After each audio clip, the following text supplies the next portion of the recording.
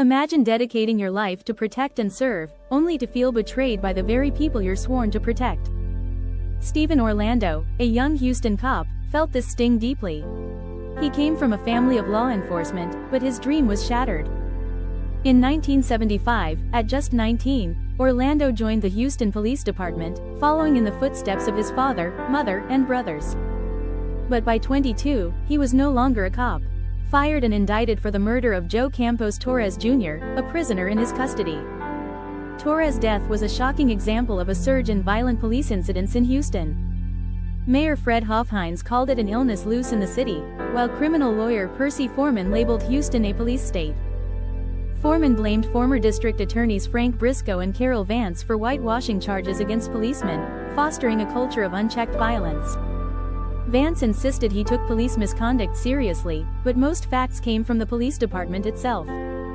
Despite over 25 cases of police shootings in 3.5 years, only one officer was indicted.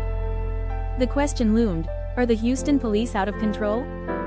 One tragic incident involved Milton Glover, a mentally injured Vietnam veteran, shot 8 times by police who mistook his Bible for a gun. Glover's family sued the city, alleging failure to train and discipline officers adequately. Sanford Rudinsky, a wealthy lawyer, was another victim. Suspected of misdemeanor drug possession, he was shot dead by police in a dramatic raid.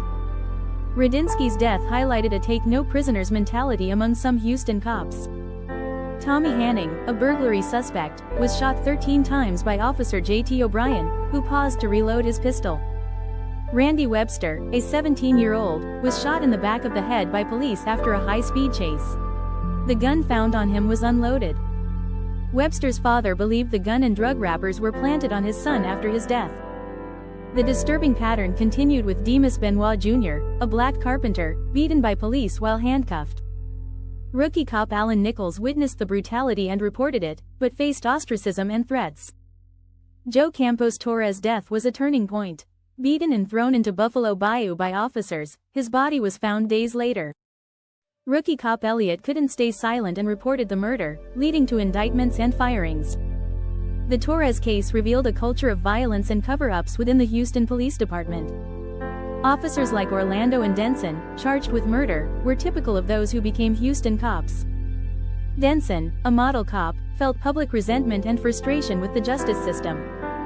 Houston's police force was predominantly white, with few minorities or women, and faced challenges in attracting qualified applicants.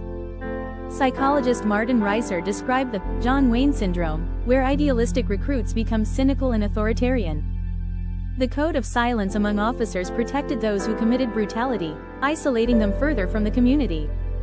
Rookies who broke the code, like Nichols, faced severe backlash and threats. The leadership of the police department, from Herman Short to Pappy Bond, shaped its culture in response to brutality. Mayor Heinous struggled to reform the department, facing resistance and a lack of support for civilian oversight. The business community and judiciary often supported the police, hindering efforts for accountability.